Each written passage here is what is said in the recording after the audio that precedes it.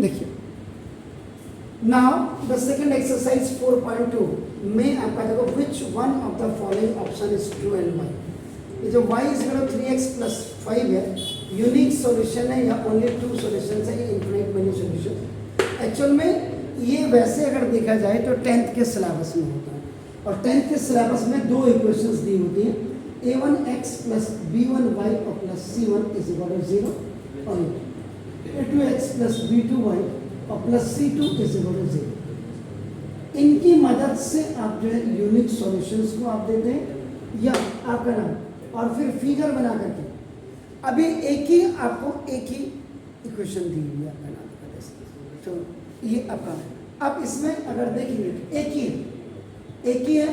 अब आपको unique solution का से क्या होता है, अगर दो फिगर दी दोनों में अगर आपका ग्राफ में एक पॉइंट्स पे कट रहे हैं आपका नाम तो वो यूनिक सॉल्यूशन ऐसे भी होता है।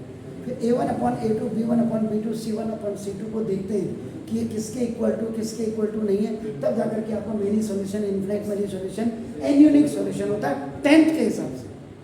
लेकिन आपके इस क्वेश्चन के हिसाब से जो मैं यहां पे देख रहा हूं, देखो थर्ड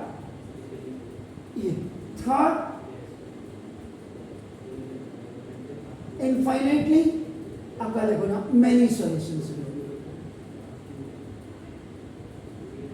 क्योंकि आप x की कुछ भी वैल्यू रखो तो y की तो कई वैल्यूज आप रख सकते हैं आपका नाम, क्योंकि ये बिकॉज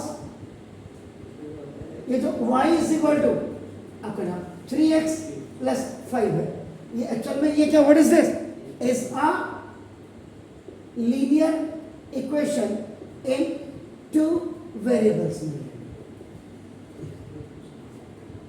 आप अगर इसको ध्यान से देखेंगे तो देखो ये 3x माइनस 1y और प्लस 5 इज इक्वल टू 0 अगर आप रखेंगे तो देखो ax प्लस by और plus c is equal to 0। तो ठीक है, तो x और y दोनों हैं, इसका मतलब linear equation in two variable हो गया। तो ना दो आप यहाँ पे अपने जो लिखना था थोड़ा सा कि we know that a linear equation in two variables अपना हैज, ऊपर मैंने लिख दिया इनफिनिट मेनी सॉल्यूशंस। अब वो क्यों होंगे यहाँ पे मैं समझाता हूँ आपको। y इज 3x प्लस 5, आप x की वैल्यू देखो, x की वैल्यू आप 0 रखो तो देखो y इज 3 इंटू 0 और प्लस 5, y की वैल्यू आपको देखो 5 है। आप जितनी वैल्यू रखते जाएंगे वो डिफरेंट वैल्यूज आपके आते रहेंगे, इसलिए इसका इनफिनिट मेनी सॉल्यूशंस आपका। Is it clear? फाइन। तो प्लीज